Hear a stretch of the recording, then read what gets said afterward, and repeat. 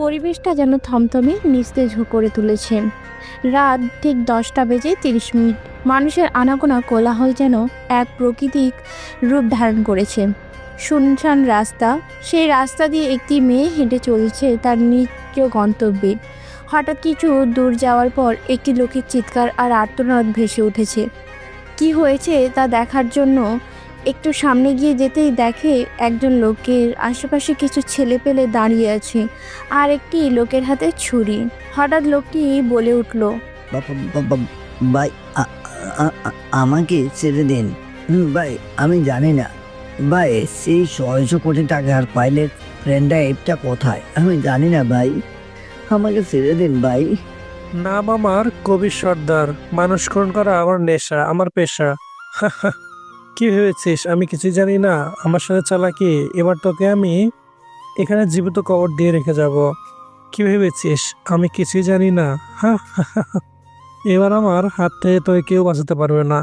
তোকে বলেছিলাম যে জজ শনের যতগুলো গোপন তথ্য আছে সব আমার কাছে যেন আসে, আর তুই কি করলি? আমার সাথে চালাকি করলি। তোকে বলেছিলাম আমার সেই 600 কোটি টাকার পেনড্রাইভটা লাগবে। কোথায় কোথায় সেই 600 কোটি টাকার পেনড্রাইভ ফাইলটা? কোথায় সেই জ্যাকসনের বানানো নতুন রোবট দুইটা? কোথায়? হ্যাঁ। এই বলে এই লোকটি উচ্চস্বরে হাসতে থাকে আর সামনে থাকা লোকটি খুব ভয় পেয়ে আছে। হঠাৎ লোকটি খেয়াল করলো গাড়ির পেছনে একটা মেয়ে। মেয়েটিকে দেখে লোকটি কিছু ইশারায় বোঝাচ্ছে যে গাড়ির ভেতরে কিছু আছে। অজানা মেয়েটি কিছু বুঝতে পারছে না সে কি বোঝাতে চাইছে। কিছু সময় পর বুঝতে পারে সে গাড়ির ভেতরে একটি ব্যাগ আছে। ব্যাগের ভেতর একটি ছোট্ট পেনড্রাইভ। ওই পেনড্রাইভটা নিয়ে ওকে এখান থেকে চলে যেতে বলে। মেয়েটি দেরি না করে সেই ব্যাগটি নিয়ে নেয় নিজের হাতে এবং তার মোবাইল বের করে সে ভিডিও করতে থাকে। হঠাৎ কবির সর্দার বলে উঠল, ওই দেখ, আমি তোকে লাস্ট ওয়ার্নিং দিচ্ছি। কোথায় আছে সেই 600 কোটি টাকার পেন ড্রাইভ আর রোবট যেটা জ্যাকসন বানিয়েছে? ওই তোরা আমার চুরিটা দে, এর আজকে পুরো শরীরটা কেটে টুকরো টুকরো করে এই রাস্তার মাঝে ছড়িয়ে দিব, যেন এই রাস্তার আশেপাশে জঙ্গলি কুকুরগুলো যেন আসে, এর শরীরে রক্ত মাংস যেন তাদের ক্ষুধা মিটায়। হা হা হা। ভাই আমাকে ছেড়ে দিন প্লিজ ভাই, আমাকে মারেন না ভাই, আমাকে প্লিজ ছেড়ে দিন। এই বলে কবির সর্দার তার হাতে ছুরি দিয়ে লোকটির পেটের ভেতর ছুরি চালিয়ে দেয়। লোকটি চিৎকার করে ওঠে। তার চিৎকারে রাস্তার আশেপাশে পশু পাখি যেন কেঁপে ওঠে। লোকটি বলে উঠল, আজ আমি মরলেও কোনো সমস্যা নেই, কারণ তোকে মারতে একজন আজাদ হিসেবে একজন আসবে, আর সেদিন হবে তো শেষ দিন।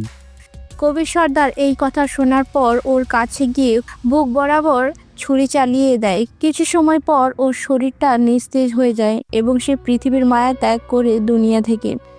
এটা দেখে গাড়ির পিছনে থাকা অজানা মেয়েটি ভয় পেয়ে যায়। সে ভয় পেয়ে একটু চিৎকার করতে গিয়েও পারল না। হঠাৎ করে কবির সর্দারের একটি লোক দেখতে পেল গাড়ির পেছনে একটি মেয়ে তাদের ভিডিও করছে। ছেলেটি বলে উঠল, বস বস, ওই দেখুন ওইখানে ওই গাড়ির পেছনে একটি মেয়ে আমাদের এই গোপন ভিডিও করছে। ছেলেটির কথা শুনে কবির সর্দার দেখল মেয়েটির হাতে একটি ছোট্ট ব্যাগ এবং সেই ব্যাগের উপর লেখা আছে যে অ্যাকশন দ্য সায়েন্টিস্ট। কবির সর্দারের মনে হলো সে যেটা খুঁজছে ওটা ওই মেয়েটার হাতে। কবির সর্দার হুঙ্কার দিয়ে বলে উঠল, আরে ওই তো ওই পেন ড্রাইভ ওই মেয়ের হাতে, ওই মেয়েকে ধর, ওর হাতেই সেই পেন ড্রাইভটা যেটা আমি খুঁজেছি, ওকে ধর। মেয়েটি ভয় পেয়ে ওখান থেকে ওর হাতে সেই ব্যাগটি নিয়ে মেয়েটি দৌড়াতে থাকে আর পেছনে কবির সর্দারের লোকেরা তাকে পিছনে থেকে ধরার চেষ্টা করতে থাকে। কিছু সময় দৌড়াতে দৌড়াতে মেয়েটি একটি জঙ্গলের ভেতর চলে আসে। গভীর জঙ্গলের ভেতর অন্ধকার। মেয়েটি তো তাও ছুটছে। গভীর জঙ্গলের ভেতর অন্ধকার, মেয়েটি তাও ছুটে চলেছে তার নিজ প্রাণ নিয়ে। আর অন্যদিকে কবির সর্দারের লোকেরা তাকে হানা দিয়ে খুঁজতে লাগছে। হঠাৎ মেয়েটি একটি ঝোপের আড়ালে লুকিয়ে পড়ে এবং আশেপাশে কবির সর্দারের লোকেরা তাকে খুঁজতে থাকে। হঠাৎ মেয়েটির কাছে থাকা ফোনটি বেজে উঠতেই কবির সর্দারের লোকেরা তার কাছে যেতেই মেয়েটি দৌড়াতে থাকে। দৌড়াতে দৌড়াতে সে একটি রাস্তায় চলে আসে। পিচ ঢালা রাস্তার ওপর দিয়ে মেয়েটি দৌড়াতে থাকে। কিছু দূর যেতেই হঠাৎ মেয়েটি একটি বড় ট্রাক দেখতে পায়। মেয়েটি সেই ট্রাকের ভেতর উঠে পড়ে আর সে হাঁপাতে থাকে। সেই মেয়েটি ট্রাকের ভেতর কি আছে তার অজানা, তবুও সে সেখানে হাঁপাতে হাঁপাতে নিস্তেজ হয়ে যায়। কিছু সময় পর মেয়েটি ওখানে জ্ঞান হারিয়ে পড়ে যায়। কিছু সময় পর ট্রাকের ড্রাইভারটি গাড়ির ভেতরে এসে সে গাড়ির স্টার্ট দিয়ে তার নিজ গন্তব্যের দিকে ছুটে চলেছে এবং তার অজানা যে গাড়ির ভেতরে কেউ একজন আছে, তবুও সে তার নিজ গন্তব্যে ছুটে চলেছে। অন্যদিকে কবির সর্দারের লোকেরা এই মেয়েটাকে হানা দিয়ে খুঁজতে থাকে। আশেপাশে রাস্তার জঙ্গলের সব জায়গায় খোঁজাখুঁজি করে, কিন্তু কোথাও মেয়েটির হদিস পায় না। তাকে না পেয়ে কবির সর্দারের লোকেরা সেখান থেকে চলে যায়। অন্যদিকে পিচ ঢালা রাস্তার উপর পড়ে আছে একটি লাশ। নির্জন জায়গা, মানুষের কোনো আনাগোনা নেই। পরিবেশটাও যেন এক ভয়ঙ্কর রূপ ধারণ করেছে।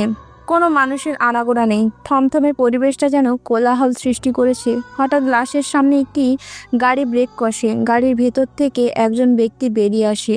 তার চোখে একটি দামি ব্র্যান্ডের চশমা এবং তার শরীরের পুলিশের পোশাকের ওপর লেখা আছে পুলিশ। অন্য পাশে অফিসার ফাহিম দেখতে পায় একটি লাশ পিচঢালা রাস্তার উপর পড়ে আছে। লাশটির কাছে গিয়ে অফিসার ফাহিম কিছু সময় ধরে লাশটিকে নজর দিয়ে দেখতে থাকে।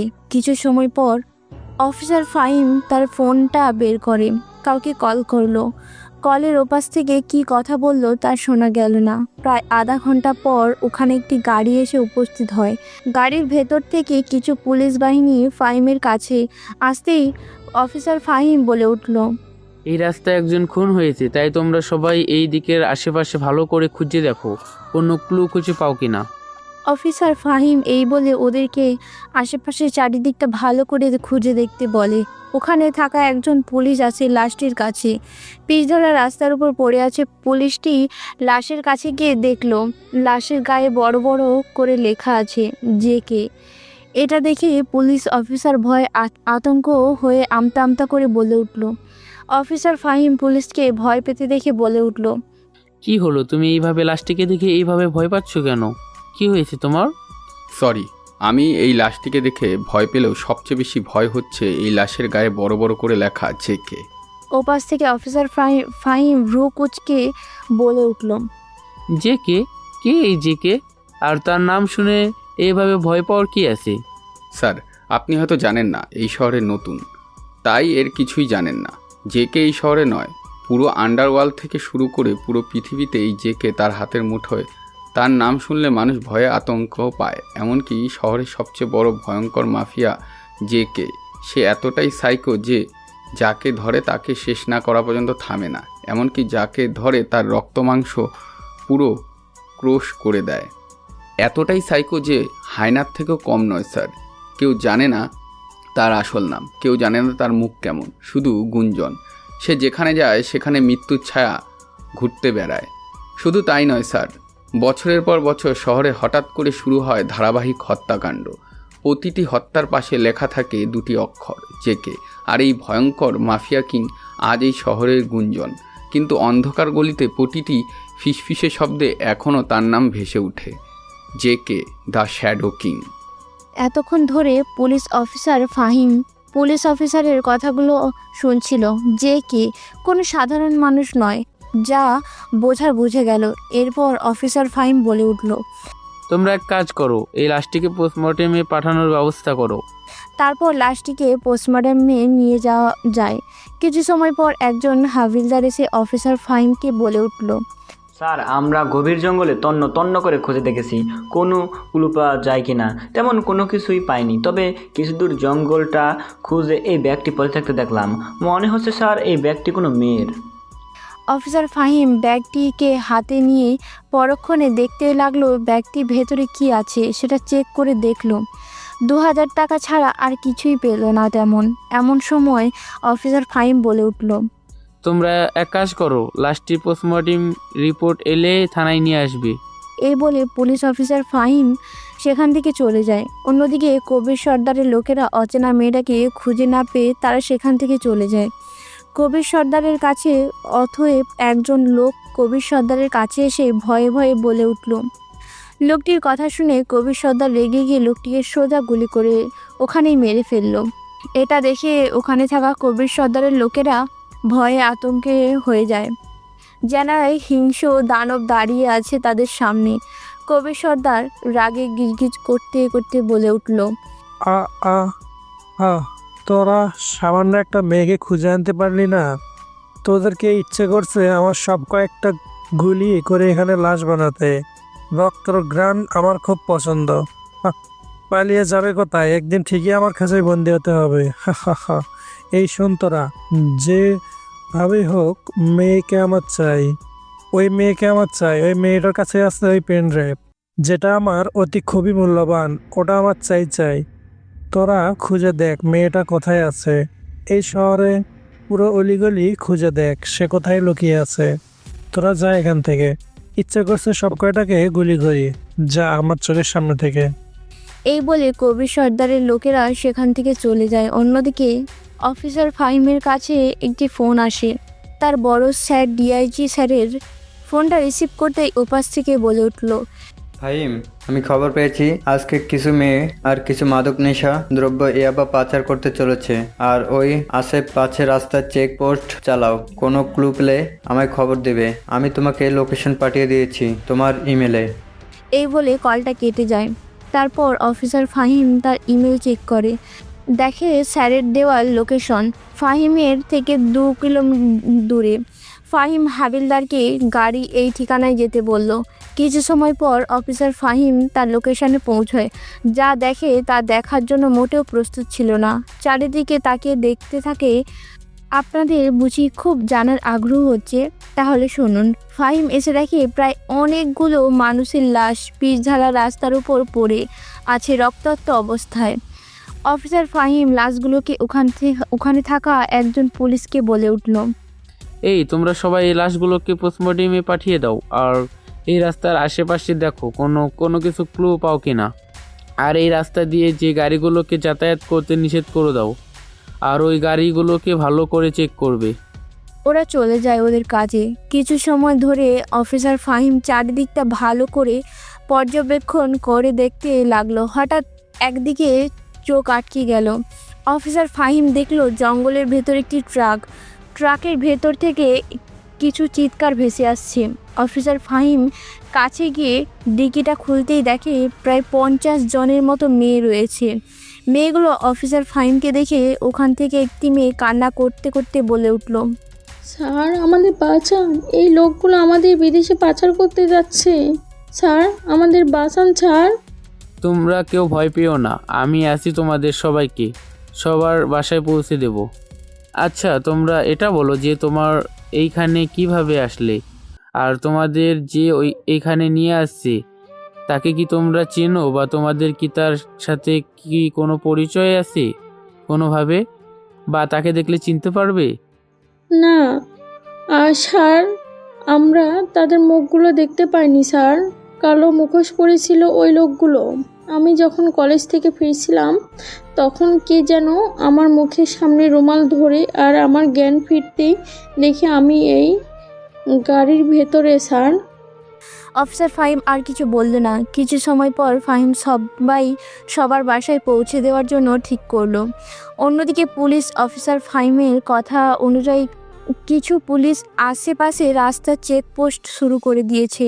হঠাৎই ওই রাস্তা দিয়ে একটি ট্রাক মালবাহিত গাড়ি সামনে দিয়ে যেতেছিল। হঠাৎই কিছু পুলিশ সেই গাড়িটিকে আটকায় এবং গাড়ির সামনে একজন পুলিশ গিয়ে বলতে লাগলো, এই দাঁড়া, এই গাড়ির ভিতরে কি আছে? আর তুই গাড়ির ভিতর থেকে নাম আর দেখি তোর গাড়ির লাইসেন্স। আর এই গাড়ি এই রাস্তা দিয়ে যাবে? এই কথা শুনে গাড়ির ব্যক্তিটি গাড়ি থেকে নেমে পুলিশের কাছে আসতেই একজন পুলিশ জিজ্ঞেস করলো, ওই তোর নাম কি? আর তোর এই গাড়ির ভেতরে কি আছে? স্যার আমার নাম আকাশ। কেন কিছু হয়েছে স্যার? গাড়ি এই রাস্তা দিয়ে নিয়ে যেতে পারবো না কেন স্যার? আর এই গাড়ির ভেতরে কিছু সবজি আর কিছু চাল ডালের বস্তা আছে স্যার। আমি টাঙ্গাইল থেকে এই মালগুলো নিয়ে শহরে যাচ্ছি। আগামীকাল এই মালগুলো ডেলিভারি দিতে না পারলে অনেক লস হয়ে যাবে স্যার। দেখি তোর গাড়ির লাইসেন্স দেখা। আর তোমরা সবাই এই গাড়িটিকে ভালো করে একটু চেক করে দেখো। এই গাড়ির ভেতরে কি আছে এবং গাড়ির ভেতরে যে সত্যি মালামাল আছে তার কি গ্যারান্টি আছে? সবাই একটু ভালো করে চেক করে দেখো। আমাদের কাছে খবর এসেছে আজকে কিছু ড্রাগস ইয়াবা পাচার হওয়ার কথা চলছে। তারপর আকাশ নামে ছেলেটি তার গাড়ির লাইসেন্স বের করে এনে পুলিশ অফিসারকে দেখায় এবং পুলিশ অফিসার লাইসেন্স দেখে সব কিছু ঠিক আছে দেখে ছেড়ে দেয়। কিছু সময় পর কিছু হাবিলদার এসে অফিসারকে বলতে লাগলো, স্যার আমরা এই গাড়ির ভেতর কোনো কিছুই পাইনি, ও যা বলছে সব কিছুই ঠিক আছে। এই গাড়ির ভেতরে সবজি আর ডাউলের বস্তা ছাড়া আর কিছুই নেই। স্যার আমার খুব ভালো করে চেক করে দেখেছি, এগুলো ছাড়া আর কিছুই দেখিনি। তারপর পুলিশ অফিসার আকাশকে ছেড়ে দেয় আর বলে, আচ্ছা তাহলে তো ছেড়ে দিলাম, এখান থেকে যা আর এই গাড়ি অন্য দিক দিয়ে নিয়ে যা, এই রাস্তা দিয়ে যেতে পারবি না। তারপর আকাশ তার গাড়ি স্টার্ট দিয়ে অন্য একটা রাস্তা দিয়ে নিয়ে যায়, তার গন্তব্যের দিকে যেতে থাকে। আপনারা আবার কি ভাবছেন? এটা ভাবছেন যে ওই গাড়িতে ওই অচেনা মেয়েটা ছিল, কিন্তু তাকে দেখলো না কেন? কেননা তারা অন্ধকারে খুব একটা ভালো দেখেনি, তাই তাকে ঠিক সেরকম পর্যবেক্ষণ করেনি। পুলিশ অফিসারগুলো, আচ্ছা চলুন এবার গল্পে ফেরা যাক। তারপর কিছু সময়ে পুলিশ অফিসারগুলো ওই রাস্তায় অনেক গাড়ি চেক করতে থাকে। হঠাৎ একটা 10 চাকার একটা বড় ট্রাক গাড়ি সেই রাস্তায় দিয়ে যেতে নিলে সেই গাড়িটিকে পুলিশ অফিসারগুলো আটকায় এবং গাড়ির মালিক তো খুব ভয়ে আছে। গাড়ির ব্যক্তিটি কেন ভয় আছে সেটা না একটু পরেই জানতে পারবেন। আপনারা আগে চলুন। পুলিশ অফিসারগুলো কি খুঁজে পেল। তারপর গাড়িটিকে থামিয়ে একজন পুলিশ গাড়ির মালিকটিকে বের হতে বলে। গাড়ি থেকে একজন লোক বেরিয়ে এসে ভয়ে ভয়ে বলতে লাগলো, স্যার নাম মানে নাম কিরে তুই এত আমতা আমতা করছিস কেন? আর গাড়ির ভেতরে কি আছে দেখি, খোল, আমরা তো চেক করে দেখব এই গাড়ির ভিতরে কি আছে। লোকটি ভয়ে আতঙ্ক হয়ে ভয়ে ভয়ে বলতে লাগলো মানে মানে এই গাড়ির ভিতরে কিছু নেই। কিরে তুই আবারও আমতা আমতা কর, এই গাড়ির ভিতরে কি আছে কি নেই আমরা ঠিক করে দেখব, তুই গাড়ি খোল। এই তোমরা সবাই এই গাড়িটিকে একটু ভালো করে চেক করো তো, দেখো এই গাড়ির ভিতরে কোনো ক্লু পাও কিনা। তারপর গাড়িটিকে খুলে কিছু পুলিশ অফিসার দেখে গাড়ির ভেতর অনেকগুলো কার্টুন। কিছু পুলিশ অফিসার একটি কার্টুন খুলে যা দেখলো তা তাদের মাথার উপর দিয়ে গেল। আপনারা বুঝতে পারছেন না তো কি দেখা গেছে? তাহলে শুনুন। তারা কার্টুন খুলে দেখে যে অনেকগুলো ড্রাগসের প্যাকেট এবং ওখানে প্রায় 200+ কার্টুন আছে, তার সবগুলোতে ড্রাগস এবং সবগুলো দামি। এটা দেখে ওই পুলিশ অফিসারের মধ্যে একজন বলে উঠল, স্যার এই গাড়ির ভেতরে যতগুলো কার্টুন আছে সবগুলো কার্টুনে ড্রাগস আছে স্যার, আর ড্রাগসগুলো দেখে মনে হচ্ছে খুব দামি স্যার। এটা শুনে পুলিশ অফিসারটি তার হাতে থাকা লাঠি দিয়ে সেই লোকটিকে বেধড়ক পেটাতে থাকে আর বলতে থাকে, এই বল এই ড্রাগগুলো কোথা থেকে নিয়ে আসছিস আর এই মালগুলো কোথায় পাচার করতে চাইছিস বল, আর এর সাথে কার হাত আছে সত্যি সত্যি বল, নয়তো তোকে আজ বলবি না তো তাহলে চল আমাদের স্যারের কাছে, তোকে স্যারের কাছে নিয়ে গেলে সব ডিটেলস দিয়ে দিবি। তারপর পুলিশ অফিসারটি এই গাড়িটিকে থানায় নিয়ে যেতে বলে। কিছু পুলিশ অফিসারকে তারা সেই গাড়িটিকে থানায় নিয়ে যায়। দেরি না করে এরপর ওই পুলিশ অফিসার ওই লোকটিকে অফিসার ফাহিমের কাছে নিয়ে যায় আর বলতে থাকে, স্যার আমরা এই ক্রিমিনালকে ধরতে পেরেছি স্যার, এই ক্রিমিনাল বড় গাড়ি করে ড্রাগস নিয়ে যাচ্ছিল, আমরা তাকে হাতে হাতে ধরতে পেরেছি স্যার। এখন ওকে কি করব স্যার? এর সাথে কে জড়িত আছে অনেকেই জানার চেষ্টা করেছে কিন্তু কখনো মুখ খুলেনি। তখন ওপাশ থেকে অফিসার ফাহিম বলে উঠল, তুমি এক কাজ করো, এই ক্রিমিনালকে থানায় নিয়ে গিয়ে একটু জামাই আদর করো, আর আমি বড় স্যারকে ফোন দিয়ে বলে দিচ্ছি যে আমরা ড্রাগ পাচারকারীকে ধরতে পেরেছি, আর এই মেয়েগুলোকে তাদের বাসায় অ্যাড্রেস নিয়ে এদের সবাই বাসায় পৌঁছে দেওয়ার ব্যবস্থা করছি। তুমি ক্রিমিনালকে থানায় নিয়ে গিয়ে একটু জামাই আদর করো। তারপর ফাহিম একটা বড় গাড়ি ম্যানেজ করে ওইসব মেয়েগুলোকে তাদের সবার বাড়ির অ্যাড্রেসে নিয়ে সবার বাড়িতে পৌঁছে দিয়ে অফিস ফাহিম তার নিজ গন্তব্যের দিকে চলে যায়। অন্যদিকে এমপি সারিয়াত খান তো অনেক চিন্তায় আছে, কেননা তার প্রায় 200 কোটি টাকা ড্রাগস কোনো খবর নেই। হঠাৎই এমপির ফোনে একটা ফোন আসে। কলটি রিসিভ করতেই এমপির ডান হাত ফোনের উপাস থেকে বলে উঠল, স্যার, আমার পৌঁছানোর আগে কিছু পুলিশ অফিসার ওখানে এসে চেকপোস্ট চালিয়ে দেয় ওই রাস্তায়। আর আপনার যে মেয়েগুলো পাচার করার কথা ছিল, ওই মেয়েগুলো পুলিশ এসে ওখানে এসে ওদেরকে নিয়ে যায়। আর আমাদের কিছু লোককে, যে কে নামের ভয়ঙ্কর এক মাফিয়া এসে আমাদের ওই লোকগুলোকে মেরে ফেলে। আর যেই গাড়িতে ড্রাগস পাচার করার কথা ছিল, সেই গাড়িটি পুলিশ অফিসাররা তাদের থানায় নিয়ে চলে গেছে।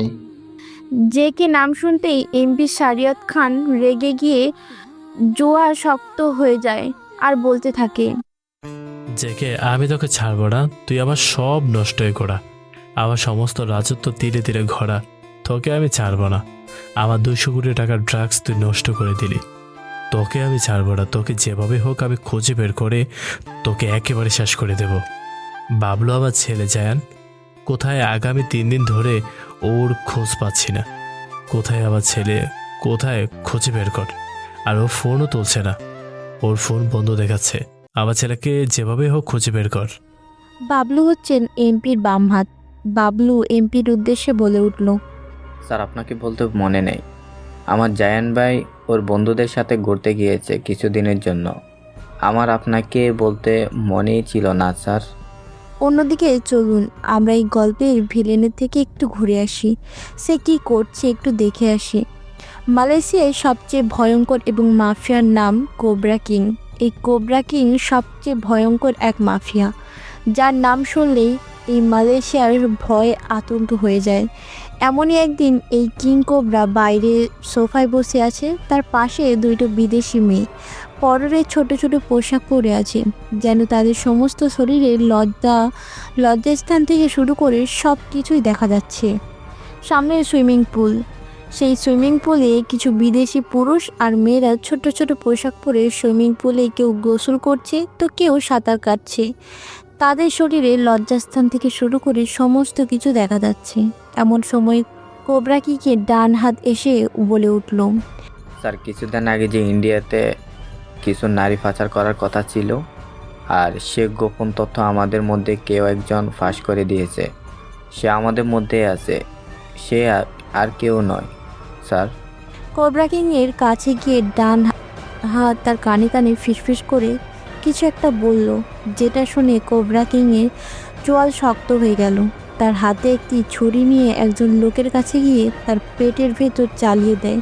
পেটটা এফোর ওফোর করে 2 হাত ধরে টেনে হিঁচড়ে নিমেষের মধ্যে তার কলিজাটা টেনে বের করলো এবং কলিজাটা হাতে নিয়ে তার হাতে থাকা ছুরিটা নিয়ে অনবরত তার কলিজায় আঘাত করতে লাগলো। এটা দেখে ওখানে সমস্ত মানুষগুলো ভয়ে আতঙ্ক হয়ে যায়। আর কোবরা কিং হাসতে হাসতে বলে উঠল, আমার সাথে বেইমানি? এই তোরা শুনেরা, আমার সাথে আজ পর্যন্ত কেউ বেইমানি করে টিকে থাকতে পারেনি। আমার সাথে যেই বেইমানি করবি তার ফল এভাবেই আমি তাকে দেব। তার কলিজার ঘ্রাণ আমার খুব পছন্দ। মানুষের রক্ত, কলিজা এগুলো আমার খুবই পছন্দ। আমি মানুষের রক্ত দিয়ে গোসল করতে পছন্দ করি। মানুষের রক্ত আমার খুবই পছন্দ। সবাই খেলে রং দিয়ে হোলি, আর আমি খেলি মানুষের রক্ত দিয়ে। বাংলাদেশে খোঁজ নে, আগামীকাল 200 কোটি টাকার ড্রাগস আসার কথা। খোঁজ নে কবে আসবে, আর কিছু মেয়ে নিয়ে আসার কথা। তোরা খবর নিয়ে দেখ ওগুলো কবে আসবে। তাহলে আপনারাই দেখতেই পেলেন আমাদের এই গল্পের ভিলেন কেমন। অন্যদিকে পুলিশ অফিসার ফাহিম, তিনি থানায় এসে সবেমাত্র বসতেই একজন পুলিশ অফিসার এসে বলতে লাগলো, স্যার, আগামীকাল যে লাশটি আমরা রাস্তায় পেয়েছি ওই লাশটি হচ্ছে এই শহরের এমপি শাহরিয়র খানের ছেলে জায়ানের। শুধু তাই নয় স্যার, এই এমপি শাহরিয়র খান আর জায়েন অনেকগুলো কেস ফাইল করেছে, যেগুলো কেউ হাতে নেয়নি আজ পর্যন্ত। এমনকি শুধু তাই নয় স্যার, খুনি জায়ানকে মেরেই তেমনি ওর মৃত্যুর আগে ড্রিঙ্কস করেছিল, এমনকি ড্রিঙ্কসের ভেতরে বিষ ছিল স্যার। এমনকি স্যার এটাও জানতে পেরেছি যেদিন জায়ান খুন হয় সেদিন জায়ানের সাথে তার বন্ধু রকিব ছিল সেখানে। পুলিশের কথা শুনে অফিসার ফাহিম বলে উঠল ওপাশ থেকে, যদি তাই হয়ে থাকে তাহলে সেই দিন আমরা শুধু জায়ানের লাশ পেয়েছি কেন? সেখানে তো রাকিবেরও তো লাশ থাকার কথা, কিন্তু সেইখানে আমরা জায়ানের লাশ কেন পেলাম? আর এই রাকিব বা কোথায় উধাও হয়ে গেল? এর পিছনে কিছু তো একটা রহস্য আছে, কিন্তু কি সেই রহস্য সেটা আমাকে জানতেই হবে। তুমি এক কাজ করো, এই রাকিবের বাবা মা কে, কি তার পরিচয়, তুমি তা খুঁজে বের করে খুব শীঘ্রই। স্যার রাকিব হচ্ছে এই শহরের বিজনেসম্যান সাইফ চৌধুরীর ছেলে। তাহলে গাড়ি বের করো, এমপি বাসায় যেতে হবে। আর ওই মালগুলোর কি অবস্থা, ওগুলো কি করেছে তোমরা? স্যার আপনার কথা অনুযায়ী আমরা গভীর জঙ্গলে নিয়ে গিয়ে ওই গাড়িটিকে আগুন ধরিয়ে দিয়েছি। এই বলে পুলিশ অফিসার ওখান থেকে চলে যায়। আর অফিসার ফাহিম এমপির বাসার উদ্দেশ্যে যাওয়ার জন্য বাইরে এসে গাড়ির কাছে এসে গাড়ির ভেতর আসতেই গাড়ি চলতে শুরু করলো। ঠিক কিছু সময় পর অফিসার ফাহিম এমপির বাসায় পৌঁছেই ভেতরে এসে এমপির কাছে আসতেই এমপি রাগী গলায় বলে উঠল, এই অফিসার, তুই এখনও আমার ছেলের খুনিকে না ধরে খুব আরামে আছিস। খুব তাড়াতাড়ি পারিস আমার ছেলের খুনিকে আমার সামনে নিয়ে আয়। আমি আমার ছেলের খুনিকে নিজের হাতে শাস্তি দেব এবং খুব তাড়াতাড়ি তার কাটা মাথা দিয়ে আমি ফুটবল খেলবো। যত তাড়াতাড়ি পারিস আমার সামনে আমার ছেলের খুনিকে চাই, এবং খুব শীঘ্রই। দেখুন স্যার, আপনি একটু শান্ত হন। আমরা যত তাড়াতাড়ি পারি আপনার ছেলের খুনিকে আপনার সামনে নিয়ে হাজির হব। এবার এটা বলুন, আপনার ছেলের সাথে কি কারো কোনো শত্রুতা আছে বা কারোর সাথে কি কোনো ঝামেলা আছে?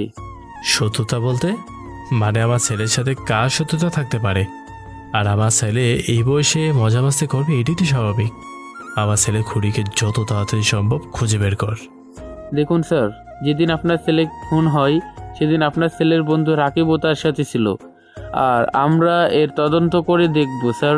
খুব শীঘ্রই আপনার ছেলের খুনিকে আমার হাতে না হাতে ধরব।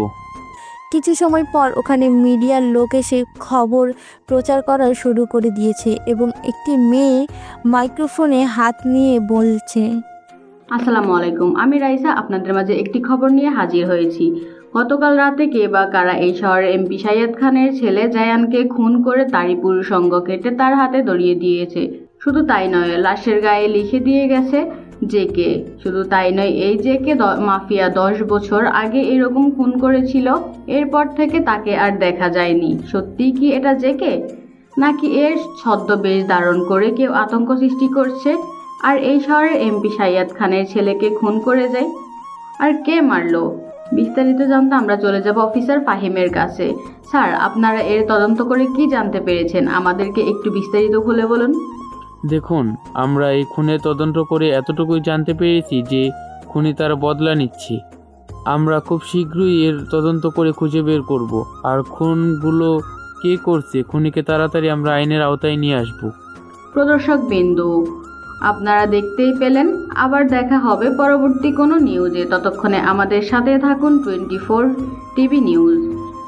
এরপর অফিসার ফাহিম রাকিবের বাসায় যাওয়ার জন্য রওনা হলো। প্রায় আধা ঘন্টা যাওয়ার পর রাকিবের বাসায় পৌঁছে বাসার দরজার সামনে এসে কলিং বেল চাপতেই একটা বয়স্ক মহিলা এসে দরজা খুলে দেয়। অফিসার ফাহিম ওই মহিলার উদ্দেশ্যে বলে উঠল, আপনি রাকিবের মা? আপনার ছেলে রাকিব কোথায়? হ্যাঁ, আমি রাকিবের মা। কি হয়েছে? আপনার ছেলে রাকিব কোথায়? আপনারা ভিতরে আসুন। আর কেন স্যার, কি হয়েছে? আমার ছেলে তো আগামী 3 দিনের জন্য বাইরে তার বন্ধুদের সাথে ঘুরতে গিয়েছেন। অফিসার ফাহিম ভেতরে গিয়ে দেখতে পেল সোফায় একজন বয়স্ক লোক বসে খবরের কাগজ হাতে বসে আছে। রাকিবের বাবা এই শহরের সবচেয়ে বড় বিজনেসম্যান সাহিফ চৌধুরী। এমন সময় রাকিবের মা বলে উঠল, রাকিবের বাবা, দেখো বাসায় পুলিশ এসেছে আর তোমার ছেলে রাকিবকে খুঁজতে এসেছে। কেন অফিসার, কি হয়েছে? আমার ছেলে কি কোন দোষ করেছে? আর আমার ছেলে বিগত 3 দিন ধরে তার ফোনটা বন্ধ করে রেখেছে। ফোন দিলে ফোন বন্ধ দেখাচ্ছে, কোনো যোগাযোগ করতে পারছি না। আপনাদের ছেলে বিগত 3 দিন ধরে নিখোঁজ, আর আপনারা কিনা হাট গুটিয়ে বসে আছেন। কেমন বাবা আপনারা, যে ছেলের খোঁজ রাখেন না? আর সবচেয়ে বড় কথা, এমপি ছেলে ওর বন্ধু জায়ান ছিল। সেই রাতে জায়ান সেই দিন খুন হয়, সেই দিন আপনার ছেলে তার সাথে ছিল। সে কোথায়? আপনার ছেলে, আমরা এমপির ছেলে খুনের তদন্ত করতে এসেছি। আপনার ছেলেকে যদি খুঁজে পাই তাহলে তাকে 14 শিকার ভিতরে নিয়ে এমন পিটানি দেব যাতে সারা জীবন মনে রাখবে। আপনার ছেলেদের কোনো ছবি আছে? থাকলে আমাদেরকে দিন, আমরা আপনার ছেলেকে খুঁজে বের করব। আর ওই দিন রাতে কি হয়েছিল একমাত্র সেই বলতে পারবে। অফিসার ফাহিম কথা শুনে রাকিবের বাবা একটু মন খারাপ করে বলে উঠল, দেখুন অফিসার, আমরা আমাদের ছেলেকে অনেক খুঁজেছি। এমনি কি তার বন্ধু বান্ধবী থেকে শুরু করে সবাইকে ফোন দিয়েছি, জিজ্ঞাসা করেছি, কিন্তু কেউ বলতে পারেনি সে কোথায় আছে। এই নিন স্যার, এটা আমার ছেলের ছবি। আপনারা যত তাড়াতাড়ি পারেন আমার ছেলেকে খুঁজে দিন। অফিসার ফাহিম রাকিবের ছবিটা হাতে নিয়ে তারা সাইফ চৌধুরীর বাসা থেকে বেরিয়ে যায় রাকিবকে খোঁজার উদ্দেশ্যে। পরের দিন সকালবেলা বাজারে মানুষের আনাগোনা যেন এক কোলাহল সৃষ্টি করেছে বাজারে। কেউ এসেছে সবজি কিনতে, আবার কেউ এসেছে তাদের উদ্দেশ্য হাসিল করতে, আবার কেউ এসেছে তাদের ব্যবসা বাণিজ্য বড় করতে।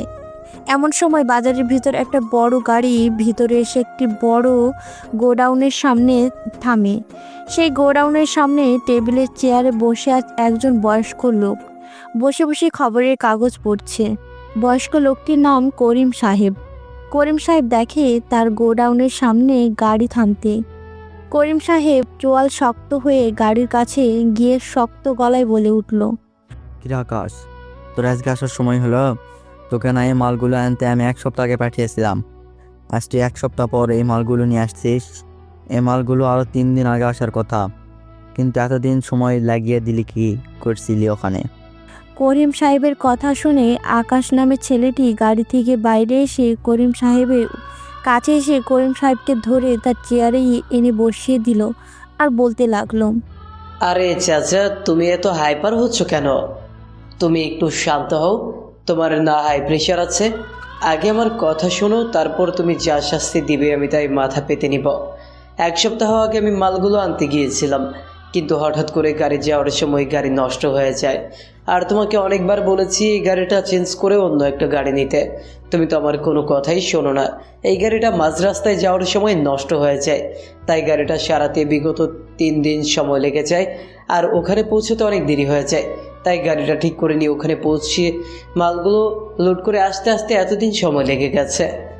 ওপাশ থেকে করিম সাহেব শান্ত কণ্ঠে বলে উঠল আকাশের উদ্দেশ্যে, দেখ আকাশ, তোকে নিয়ে আমার অনেক চিন্তা হয়। তোর যদি কিছু একটা হয়ে যায় তাহলে তোর মা আর বোনকে কে দেখবে বলতো? তোকে নিয়ে আমার খুব চিন্তা হয়।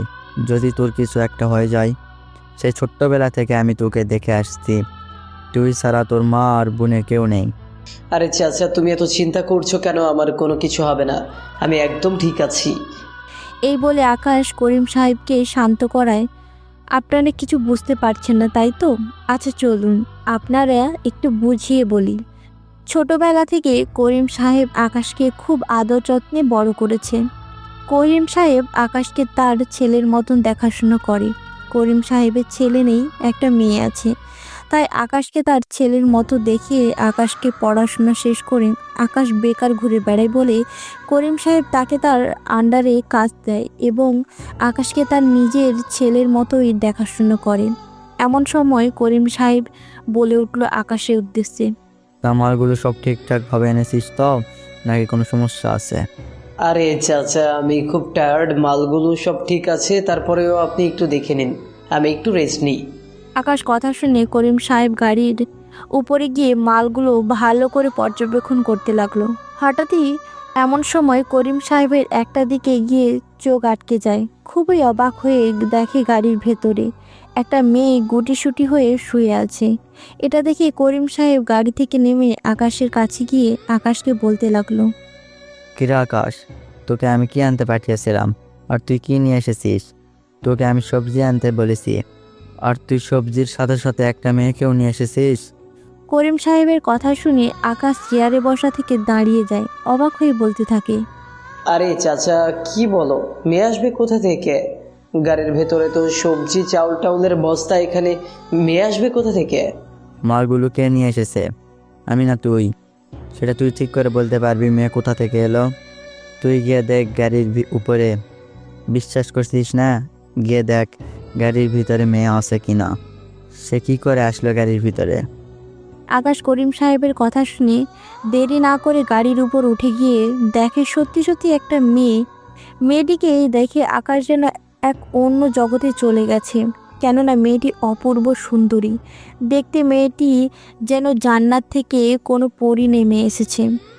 এতটাই সুন্দরী যে আকাশ মগ্ন হয়ে এক অন্য জগতে চলে গেছে। আকাশ যেন এক দেখাতেই ক্রাশ খেয়ে যায়। আকাশ ধ্যানে দেখতে থাকে মেয়েটি। কিছু সময় পর করিম সাহেবের কথায় আকাশের ধ্যান ভাঙল। আকাশের মনেই ছিল না সে এতক্ষণ কোথায় ছিল। এমন সময় আকাশ মেয়েটির কাছে গিয়ে মেয়েটিকে ডাকতে লাগলো। এই যে, হ্যালো মেয়ে, এই যে মেয়ে, ওঠো বলছি, ওঠো। আস্তে আস্তে করে মেয়েটি পিটপিট করে চোখ খুলে দেখে সামনে একটা ইয়াং ছেলে। ছেলেটাকে দেখে মেয়েটি ভয়ে গুটসুটি হয়ে যায়। এটা দেখে আকাশ মেয়েটির কাছে গিয়ে বলতে লাগলো, এই মেয়ে, তোমার নাম কি আর তুমি আমার এই গাড়ির ভেতর কিভাবে আসলে? বলো তোমার নাম কি? আকাশের কথা শুনে মেয়েটি একটু ভয় পায় আর বলতে থাকে, জি জি, আমার নাম আয়েশা। এতক্ষণ উপরে কি করছে তা দেখার জন্য করিম সাহেব গাড়ির ওপরে গিয়ে দেখে মেয়েটি ভয় পেয়ে আছেন। এমন সময় করিম সাহেব মেয়েটির উদ্দেশ্যে বলে উঠল, এই মেয়ে, তুমি এই গাড়ির ভিতরে কিভাবে আসলে? আর তোমার নাম কি? তোমার বাসা কোথায়? তুমি কোথায় থাকো বলো আমাদের। দেখো মেয়ে, তুমি ভয় পেও না, আমরা তোমার কোনো ক্ষতি করব না। তুমি নির্দ্বিধায় বলতে পারো তোমার পরিচয় কি, আর তুমি আমাদের এই গাড়ির ভিতরে কিভাবে আসলে। আমাকে কিছু করবেন না, ওই লোকগুলোর হাতে তুলে দেবেন না আমাকে। ওই লোকগুলো মেরে ফেলবে আমাকে। প্লিজ প্লিজ আমাকে ওই লোকগুলোর হাত থেকে বাঁচান। আমাকে ওরা মেরে ফেলবে ওরা। করিম সাহেবের মেয়েটির এ কথা শুনে একটু অবাক হয়ে আকাশের উদ্দেশ্যে বলে উঠল, আকাশ, তুই এক কাজ কর, এই বাজারের ভেতর এই মেয়েটিকে এভাবে রাখা উচিত নয়। তুই বরং ওকে তোর বাসায় নিয়ে যা, আর আমি রাতে গিয়ে ঘটনা কি হয়েছে সেটা সব শুনবো। তুই বরং ওকে নিয়ে তোর বাসায় যা। মেয়েটিকে দেখে মনে হচ্ছে মেয়েটি বিপদে পড়েছে। তুই বরং ওকে তোর বাসায় নিয়ে যা। দেখো মা, তুমি ভয় পেও না, তোমার কোনো ক্ষতি আমরা করব না। এ হচ্ছে আমার ভাতিজা আকাশ, খুবই ভালো ছেলে। তুমি ওর সাথে ওর বাসায় যাও, তুমি চিন্তা করো না মা, তুমি আমার মেয়ের মতোই, তাই তোমাকে দেখে রাখা আমার দায়িত্ব। তোমাকে দেখে মনে হচ্ছে তুমি খুব বিপদে পড়েছ। তুমি আমার ভাতিজার সাথে তার বাসায় যাও, আর আমি রাতে গিয়ে তোমার সাথে এই নিয়ে কথা বলবো, কেমন? তারপর করিম সাহেব মেয়েটিকে গাড়ি নামিয়ে মেয়েটিকে আকাশের সাথে তার বাসায় পাঠিয়ে দেয়। আর করিম সাহেবের তার কর্মীদেরকে বলে এই মালগুলো যেন ঠিকঠাকভাবে গাড়ি আনলোড করে। আর আকাশ করিম সাহেবকে তার গাড়ির চাবি দিয়ে সে সেখান থেকে তার বাসায় মেয়েটিকে নিয়ে চলে যায়। রাস্তায় আসার সময় কেউ কারো সাথে কথা বলছে না। হঠাৎই নীরবতা ভেঙে আকাশ বলে উঠল, এটা একটি বস্তি, একটু সামনে এগিয়ে গেলেই আমাদের বাসা। আর এইখানে তুমি একদম নিশ্চিন্তে থাকবে, কেমন? তুমি তখন বলছিলে কোন লোকগুলো তোমাকে মারবে। এখানে কেউ তোমার কোনো ক্ষতি করতে পারবে না। এখন চলো আমাদের বাসায়, একটু সামনে এগিয়ে গেলেই আমাদের বাসা। এই বলে আকাশ আয়েশাকে নিয়ে রাস্তা দিয়ে হেঁটে যাচ্ছে। এভাবেই কিছু সময় যেতেই একটি বস্তির ভিতর চলে আসে এবং বস্তি থেকে কিছু দূরে আসতেই আয়েশা চারদিকটা খুব ভালো করে দেখতে থাকে, যেন একটি গ্রামের মতো পরিবেশ। এটা শহর হয়েও একটি গ্রামের মতো পরিবেশ কোলাহল তৈরি করেছে। আয়েশা খুব ভালো করে পর্যবেক্ষণ করতে থাকে পরিবেশটা। আকাশ তার বাসার সামনে আসতেই আয়েশা যেন অবাক হয়ে যায়, কেননা আকাশের বাসাটা 2 তলা, খুবই বড়। বাসার আশেপাশে চারিদিকে ফুল গাছে যেন এক প্রাকৃতিক পরিবেশ কোলাহল তৈরি করেছে। আয়েশা আশেপাশের ফুলের গাছগুলো পর্যবেক্ষণ করতে থাকে। কি সুন্দর এই ফুলের গাছগুলো, গোলাপ, সূর্যমুখী ফুল, অনেক নানান ধরনের ফুলের গাছ। যেন বাসার পরিবেশটা এক মোহময় করে তুলেছে। আকাশ বুঝতে পেরে আয়েশার উদ্দেশ্যে বলে উঠল, এই ফুলের গাছগুলোকে আমি খুব যত্ন করে বড় করে তুলেছি। এইটা আমার স্বপ্ন নয়, এটা আমার বাবার স্বপ্ন। আমার বাবা ফুলের গাছগুলোকে খুব যত্ন করতো। আমার বাবা চলে যাওয়াতে এখন আমি এই ফুলের গাছগুলোকে খুব যত্ন করে বড় করে তুলেছি। এবার আপনাদের আকাশের সম্পর্কে একটু বলি। ছোটকাল থেকে আকাশের বাবা নেই।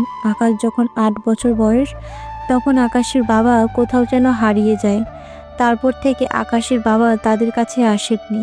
আকাশের মা আর বোন আছে, তাদের নিয়ে আকাশের জীবন চলতে থাকে। আকাশের বাবা কেন তাদের থেকে হারিয়ে গেছে সেটা একটি রহস্য, সেটা গল্পের সাথে থাকলেই জানতে পারবেন। আপাতত এটাই আকাশের পরিচয়। আকাশের আরেকটা পরিচয় আছে, সেটা গল্পের সাথে থাকুন, সব জানতে পারবেন।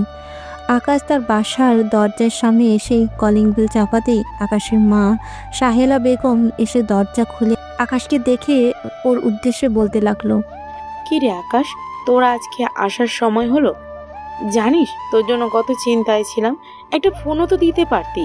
জানিস আমরা কত চিন্তায় ছিলাম। তোর বোন তো তোর চিন্তায় মন খারাপ করে বসে আছে বাসায়। তুই কবে আসবি সেই ভেবে। আয় রুমে আয়। মা, তোমাকে কিছু দেখানোর আছে, এই দেখো কি এসেছে। তখনই আয়শা আকাশের পেছনের সামনে এসে দাঁড়ায়। আর আকাশের মা এটা দেখে অবাক হয়ে আকাশের উদ্দেশ্যে বলে উঠল, আকাশ, তোর সাথে এই মেয়েটা কে? আর তুই কি বিয়ে করেছিস নাকি আমাদের না জানিয়ে? আরে মা, তুমি এসব কি বলছো? আগে ভেতরে চলো, তারপরে সব তোমাকে খুলে বলছি। আর আমি যদি বিয়ে করি তোমার সম্মতিতেই বিয়ে করব। আগে ভেতরে চলো, আমি তোমাকে সব খুলে বলছি। তারা ভেতরে আসতেই আকাশের মা আয়েশার কাছে এসে বলে উঠল, বাহ, ভারী মিষ্টি দেখতে তো। ঠিক এমনই একটা মিষ্টি মেয়ে আমার ছেলের বৌমা হিসেবে চেয়েছিলাম। মা, তুমি এসব কি শুরু করছো? আমি ফ্রেশ হয়ে আসছি, তুমি আমার জন্য খাবার বাড়ো। খুব খিদে লেগেছে আমার, তারপর সব বলছি তোমায়। আকাশ চলে যায় উপরে। তখন আকাশের মায়ের কথা শুনে আয়েশা সে কি বলবে ভেবে পায় না। আকাশের মা আয়েশাকে নিয়ে সোফায় বসালো। এমন সময় আকাশের বোন লতা নিচে এসে দেখে তার মা একটি মেয়ের সাথে বসে বসে কথা বলছে। লতা সেখানে গিয়ে মায়ের উদ্দেশ্যে বলে উঠল, মা, তোমার সাথে এই মেয়েটাকে? আর ভাইয়া কোথায়? ভাইয়া কি বাচ্চারা এসেছে? হ্যাঁ, তোর ভাইয়া এসেছে, উপরে ফ্রেশ হতে গিয়েছে। আর এই যে এই মেয়েটাকে দেখছিস, এই মেয়েটাকে তো। কি সত্যি নাকি? তাহলে তো ভালোই হলো, আমার একটা সঙ্গী পেয়ে গেলাম গল্প করার জন্য। লতা এবার এসএসসি পাস করে কলেজে উঠেছে, অনার্স প্রথম বর্ষে। লতার বয়স 17 বছর। লতা আয়েশার কাছে এসে গল্প করতে লাগলো। কিছু সময় পর আকাশের মা চলে যায় খাবার রেডি করতে। কিছু সময় পর আকাশ এসে ডাইনিংয়ে বসে খাবার খাওয়া শুরু করে। কিছু সময় পর আকাশ খাওয়া শেষ করে আর মায়ের উদ্দেশ্যে বলে উঠল, মা, আমি একটু বাইরে গেলাম, আমার আসতে রাত হয়ে যাবে, একটু কাজ আছে। তুমি বরং আয়েশাকে খাবার খাইয়ে দিও, আর আমার রাতে এসে সব খুলে বলবো, ঠিক আছে? আমি গেলাম। আকাশ বাসা থেকে বের হতে গেলে লতা আকাশের কাছে এসে ওর উদ্দেশ্যে বলে উঠল, ভাইয়া এসে আমার সাথে দেখা করিসনি কেন? আর তোকে ধন্যবাদ আমাকে একটা সঙ্গী উপহার দেওয়ার জন্য। কোথায় যাচ্ছিস ভাইয়া? আমি একটু বাইরে যাচ্ছি, আমার ফিরতে অনেক লেট হবে। আমি আসার সময় তোর জন্য চকলেট আর ফুচকা নিয়ে আসবো, ঠিক আছে? আর আয়েশা, তুমি এখানে নিশ্চিন্তে থাকতে পারো, তোমার কোনো ভয় নেই। মার লতা আছে, এদের সাথে তোমার সময় কেটে যাবে।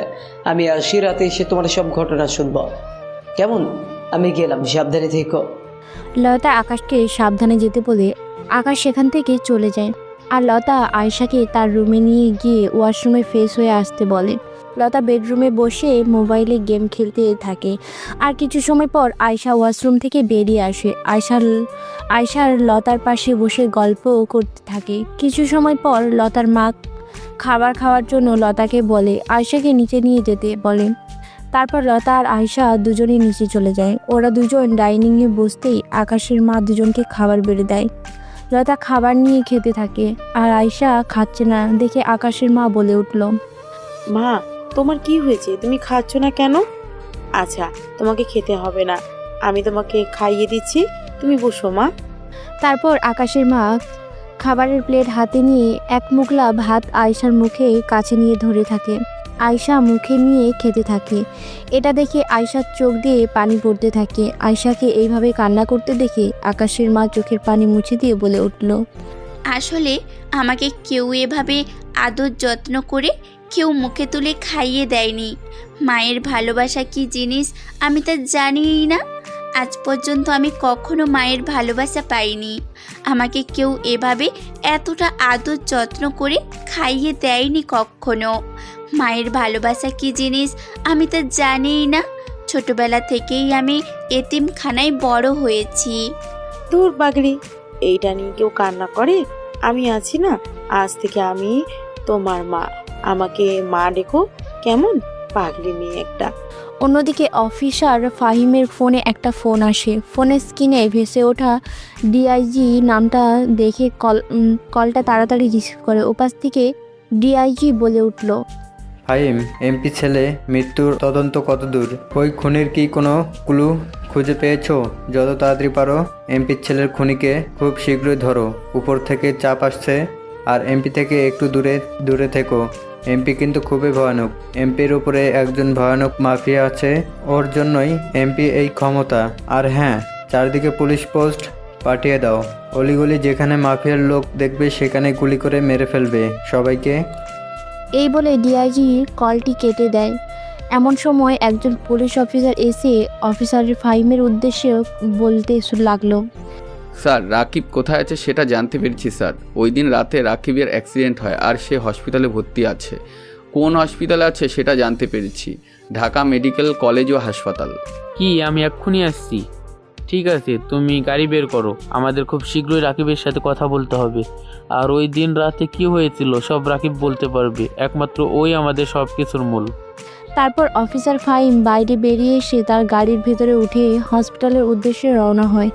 প্রায় 1 ঘন্টা পর অফিসার ফাহিম হসপিটালে পৌঁছে রাকিবের কেবিনে গিয়ে দেখে রাকিবের হাতে পায়ে ব্যান্ডেজ করা। রাকিব অফিসার ফাহিমকে দেখে একটু ভয় পায়। এটা দেখে অফিসার ফাহিম রাজীবের কাছে গিয়ে রাকিবের উদ্দেশ্যে বলতে লাগলো, দেখো রাকিব, এখানে ভয় পাওয়ার কোনো কারণ নেই। আমরা তোমাকে কিছু প্রশ্ন করব, যা বলবো সব ঠিকঠাক উত্তর দিবে, কেমন?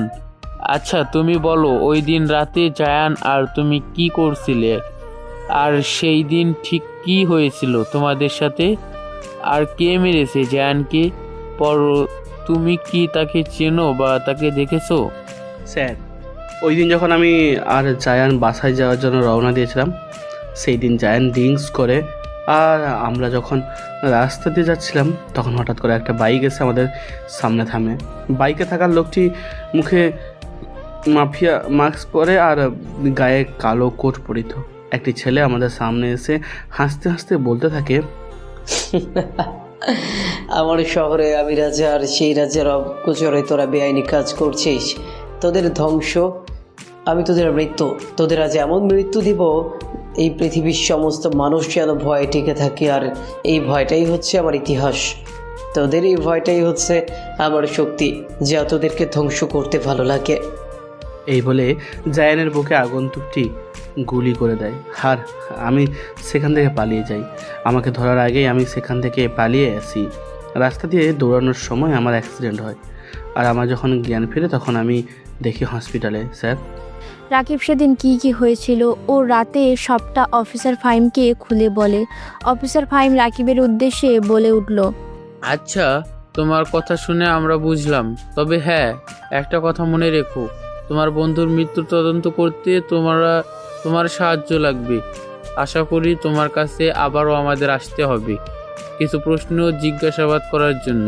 আর হ্যাঁ, তুমি তোমার বাবা মাকে খবর দিয়েছো? রাকিব বলে উঠল, হ্যাঁ স্যার, আমি বাবা মাকে খবর দিয়েছি। কিছু সময় পর আমার বাবা মা আমাকে এখান থেকে নিতে আসবে। এবং কিছু সময় পর অফিসার ফাহিম হসপিটাল থেকে বেরিয়ে এসে থানায় যাওয়ার উদ্দেশ্যে রওনা হলো। হঠাৎ করে একজন পুলিশ অফিসার বলে উঠল, স্যার, আপনি একটা জিনিস খেয়াল করেছেন?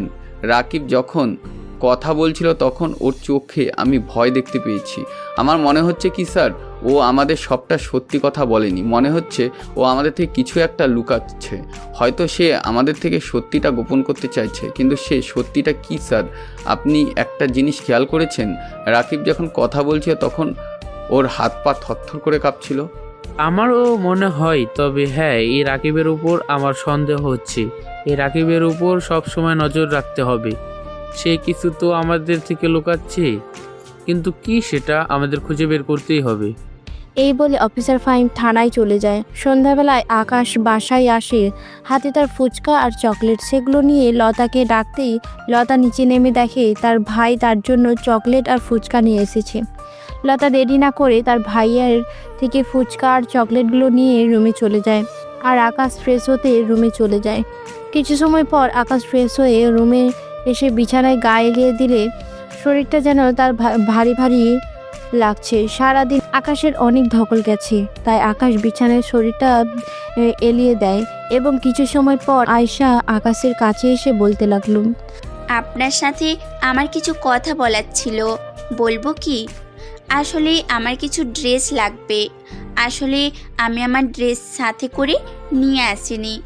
বুঝতেই তো পারছেন, আমি ওই সময় এমন পরিস্থিতিতে ছিলাম যে ওখানেই ফেলে দিয়ে আসতে হয় আমাকে। আচ্ছা ঠিক আছে, আমি তোমার ড্রেস কালকে নিয়ে আসবো। আচ্ছা তুমি এখানে বসো, তোমার সাথে আমার অনেক কথা আছে। এবার বলো তো, তুমি আমার গাড়ির ভেতরে কি করে আসলে, আর তোমার আসল পরিচয় কি? আয়শা জানতো আকাশ এমনই কিছু প্রশ্ন করে বসবে, তাই আয়শা তার প্রস্তুতি নিতে থাকে। ও আপনাদের তো বলাই হয়নি, আমাদের এই গল্পের নায়ক নায়িকা কে? আমাদের এই গল্পের নায়ক হচ্ছে আকাশ। আকাশ দেখতে শুনতে অনেক হ্যান্ডসাম, জিম করা বডি, 6 ফুট 5 ইঞ্চি লম্বা, দেখতে একদম হিরোদের মতো। আর আমাদের এই গল্পের নায়িকা হচ্ছে আয়শা, দেখতে অনেক সুন্দর, রূপবতী এবং গুণবতী। এতটাই সুন্দর যে লিখে প্রকাশ করা যাবে না। এবার আপনারাই মনে করুন কতটা সুন্দর সে। তো চলুন আর কথা না বাড়িয়ে গল্পে ফেরা যায়। কিছুক্ষণ পর আয়শা নীরবতা ভেঙে আকাশকে বলতে লাগলো, আসলে আমি যখন খুব ছোট তখন থেকে এতিমখানায় বড় হয়েছি। বাইরের জগৎটা আমার খুব ভালো মতো জানা নেই। ছোটবেলা থেকেই এতিমখানায় বড় হয়েছি। এতিমখানা থেকেই আমি আমার পড়াশোনা চালিয়েছি। অনার্স কমপ্লিট করে আমি এতিমখানায় খুব ভালোই আমার জীবনযাপন চলতে লাগলো। কিন্তু একদিন ওখানকার এক সন্ত্রাসী জুবাইর সর্দার আমার উপর নজর পড়ে। সেই দিন জুবাইর সর্দার আমার কাছে আসার বিভিন্ন ধরনের চেষ্টা করত। এতিমখানার এক বড় মা আছে যার নাম রাহেলা, আমার খুব ভালোবাসত। প্রতিদিন জুবাইর সর্দার আমার কাছে আসার চেষ্টা করত, কিন্তু বড় মার কারণে আমার কোনো ক্ষতি করতে পারেনি।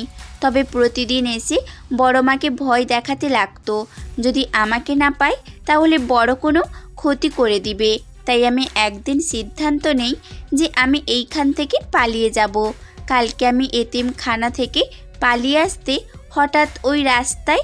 এরপর তো আপনারা সবই জানেন, তাই আর নতুন করে কিছু বললাম না। এতক্ষণ ধরে আকাশ আয়শার কথা শুনছিল আর আয়শার উদ্দেশ্যে বলে উঠল, ঠিক আছে, তুমি কিছু চিন্তা করো না, আমি থাকতে তোমার কেউ কোনো ক্ষতি করতে পারবে না। আর আগামীকালকে শপিংয়ে যাব, তোমার যা যা লাগে কিনে নিও, কেমন? এই যে দেখেছো, এই ছোট্ট পেন ড্রাইভটা এটার জন্যই মারতে চেয়েছিল ওই লোকগুলো। এই পেন ড্রাইভে এমন কিছু আছে তা আমি জানি না, তবে এটা বুঝতে পেরেছি এই পেন ড্রাইভে এমন কিছু আছে, এটা যদি কোনো খারাপ লোকের কাছে পড়ে তাহলে খুব বড় কোনো ঝামেলা হবে। তাই এটা আমি নিয়ে এসেছি ওখান থেকেই। আকাশ আয়শার হাত থেকে সেই ছোট্ট পেন ড্রাইভটা হাতে নিয়ে বলতে লাগলো, আচ্ছা ঠিক আছে, এই পেন ড্রাইভে কি এমন আছে সেটা আমি রহস্য খুঁজে বের করব। আকাশ আর আয়শা কথা বলছিল, হঠাৎই করেই আকাশের মা আয়শাকে ডেকে নিচে যেতে বলেন। আয়শা নিচে চলে যায়। এর কিছুক্ষণ পর করিম সাহেব এসে আকাশের মায়ের উদ্দেশ্যে বলতে লাগলো, আকাশের মা, তুমি কেমন আছো? আর আকাশ কোথায়? ওকে দেখছি না যে। জি আলহামদুলিল্লাহ ভালো। আপনি কেমন আছেন করিম সাহেব? ভালো আছি। আকাশ কোথায়? আর আকাশের সাথে যে মেয়েটাকে পাঠিয়েছি এই বাড়িতে, ওই মেয়েটা কোথায়?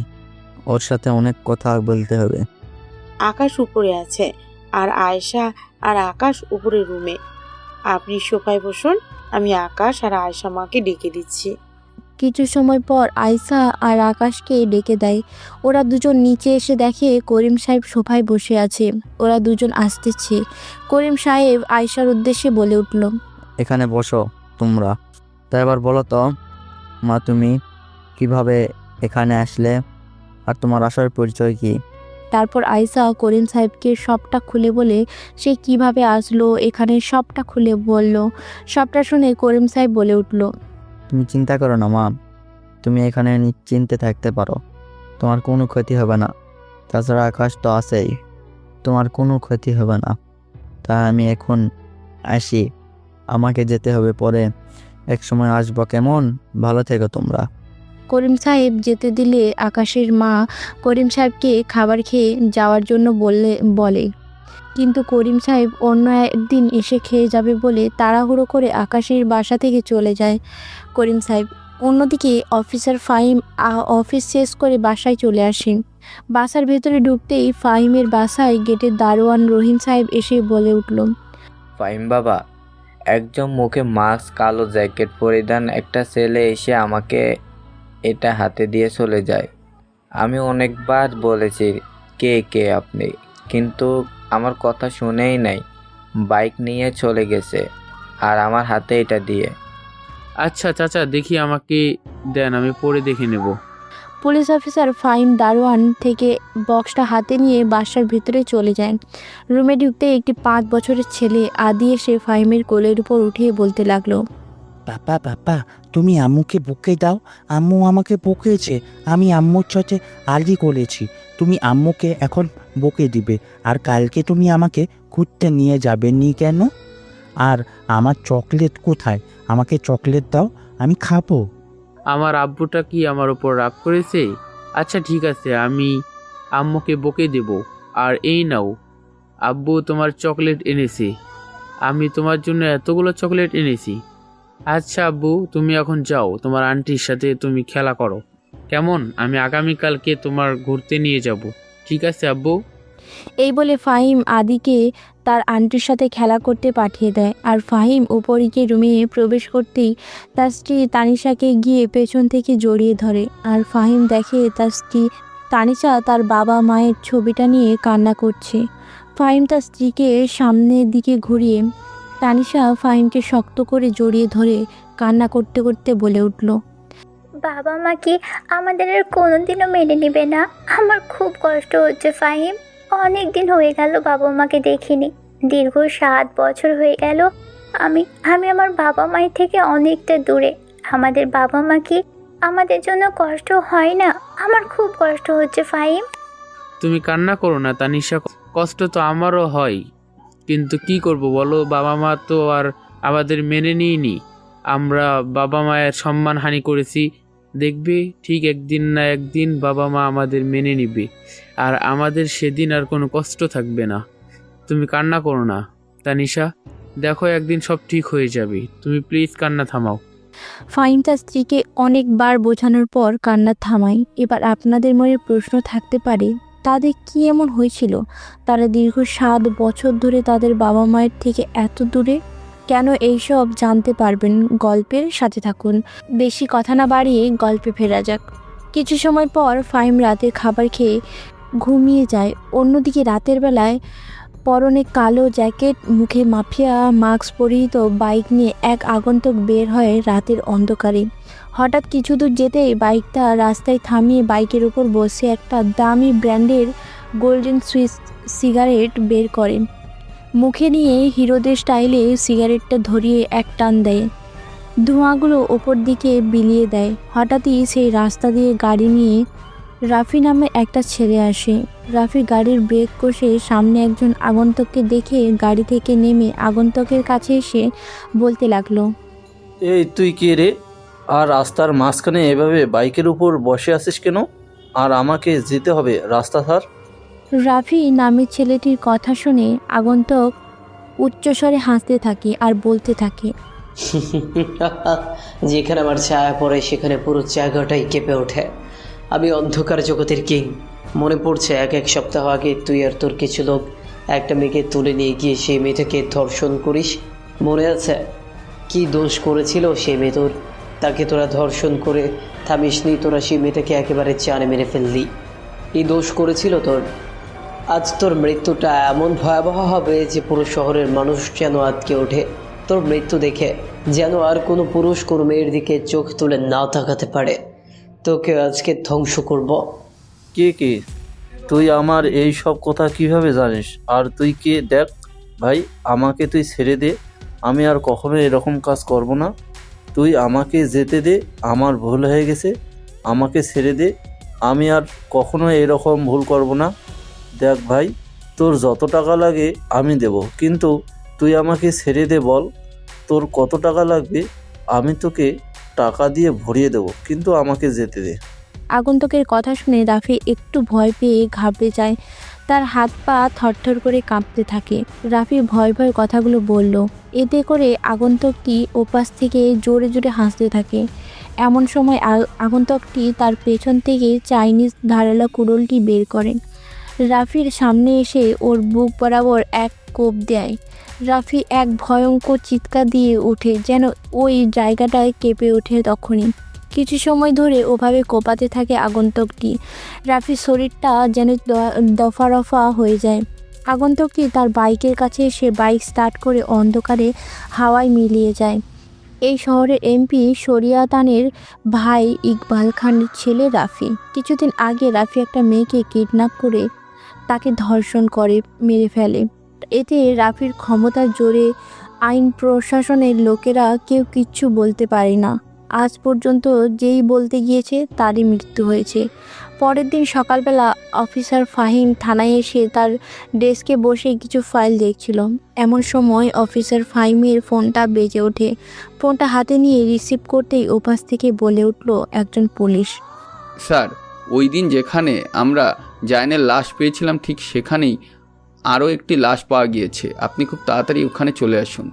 ওখানে থাকা সমস্ত পুলিশ প্রশাসনের লোকও রাস্তাটাকে একেবারে বন্ধ করে দিয়েছে। এমনকি ওই রাস্তার গাড়ির ভেতরে মানুষগুলো বাইরে বেরোবে তা কেউ সাহস পাচ্ছে না। লাশটাকে এমনভাবে জখম করা হয়েছে যেন সবাই ভয়ে আতঙ্কে হয়ে আছে। এমনকি সেখানে পুলিশগুলো ভয়ে আটকে উঠেছে। কিছু সময় পর মিডিয়ার লোক এসে হাজির হয়। মিডিয়ার এবং একটি মেয়ে মাইক হাতে নিয়ে বলছে, আসসালামু আলাইকুম। একটি বিশেষ ঘোষণা, আমি তিশা আপনাদের মাঝে একটি খবর নিয়ে হাজির হয়েছি। গতকাল রাতে কে বা কারা একজনকে খুন করে এই পিচডালা রাস্তার মাঝখানে ফেলে রেখে গেছে। শুধু তাই নয়, তার দেহের সমস্ত অঙ্গ প্রত্যঙ্গ কেটে টুকরো টুকরো করে এই রাস্তার আশেপাশে ছড়িয়ে ছিটিয়ে দিয়ে শুধু তাই নয়, তার লাশের গায়ে লিখে দিয়ে গেছে যে কে দর্শনের মৃত্যু। কিছু সময় পর সেখানে অফিসার ফাহিম এসে হাজির হয়। সাংবাদিক ফাহিমের কাছে এসে মাইক হাতে নিয়ে বলে উঠল, স্যার, প্রথমে এমপি সাইয়দ খানের ছেলে, তারপর আরও একটি খুন। আপনারা এর তদন্ত করে কি জানতে পেরেছেন? বিস্তারিত আমাদেরকে একটু খুলে বলুন। দেখুন, এই খুনগুলো কে বা কারা করছে এতে আইন প্রশাসনের লোকেরা এই খুনগুলো নিয়ে তদন্ত শুরু করে দিয়েছে এবং এই খুনগুলোর পিছনে একটি রহস্য আছে। এই রহস্য খুব শীঘ্রই আমরা খুঁজে বের করব এবং খুব তাড়াতাড়ি এই ফোনগুলোকে কে বা কারা করছে আমরা এর তদন্ত করে খুঁজে বের করব। তো দর্শকবৃন্দ, আপনারা দেখতেই পেলেন। বিস্তারিত জানতে আমাদের সাথে থাকুন বাংলা গ্লোবাল টিভি। দেখা হবে নতুন কোনো নিউজে। ততক্ষণে ভালো থাকবেন, সুস্থ থাকবেন। এরপর অফিসার লাশটির কাছে এসে দেখে একটু ভরকে যায়, কেননা লাশটিকে এমনভাবে মারা হয়েছে একজন সুস্থ মানুষ দেখলে সে অসুস্থ হয়ে যাবে। ঠিক এমন সময় একজন পুলিশ অফিসার ফাহিমের উদ্দেশ্যে বলে উঠল, স্যার, খুনির মাথায় নিশ্চয়ই কোনো সমস্যা আছে। স্যার, না হলে এতটা নির্মমভাবে কেউ খুন করতে পারে? শুধু তাকে খুন করে থামেনি, তার শরীরের কিডনি, কলিজা থেকে শুরু করে ভেতরের সমস্ত অঙ্গ প্রত্যঙ্গ কেটে বের করে সেগুলো টুকরো টুকরো করে কেটে রাস্তার মাঝখানে ছড়িয়ে ছিটিয়ে দিয়েছে। শুধু তাই নয়, খুনির লাশের গায়ে লিখে দিয়েছে ধর্ষণের মৃত্যু। আপনি ভাবতে পাচ্ছেন স্যার সে কতটা সাইকো সে? স্যার, এই লাশের পাশে একটি বক্সও পাওয়া গেছে। অফিসার ফাহিম বক্সটি হাতে নিয়ে ভালো করে পর্যবেক্ষণ করতে লাগে আর ভাবতে থাকে, এই খুনগুলোর পিছনে কোনো কিছু রহস্য লুকিয়ে আছে, কিন্তু সেই রহস্যটা কি সেটা খুঁজে বের করতেই হবে। আর এই খুনি শুধু প্রভাবশালীদের উপরেই টার্গেট করেছে। নিশ্চয়ই এর পিছনে কোনো রহস্য লুকিয়ে আছে, আমাকে সেটা খুঁজে বের করতেই হবে। অফিসার ফাহিম এসব মনে মনে ভাবতেছিল। অফিসার ফাহিম পুলিশ অফিসারদের বলে এই লাশটিকে পোস্টমর্টমে পাঠিয়ে দেওয়ার জন্য বলে তারপর অফিসার ফাহিম সেখান থেকে চলে যায়। দুপুরবেলায় আকাশ আর করিম সাহেব টং দোকানে বসে বসে চা খাচ্ছে। এমন সময় হঠাৎ করে আকাশের ফোনটা বেজে উঠল। ফোনের স্ক্রিনে লতার নাম্বারটা দেখে ফোনটা রিসিভ করতেই ওপাশ থেকে লতা বলে উঠল, ভাইয়া তুই কোথায়? তাড়াতাড়ি যেখানে থাকিস বাসায় চলে আয়, বাসায় একটা ঝামেলা হয়ে গেছে।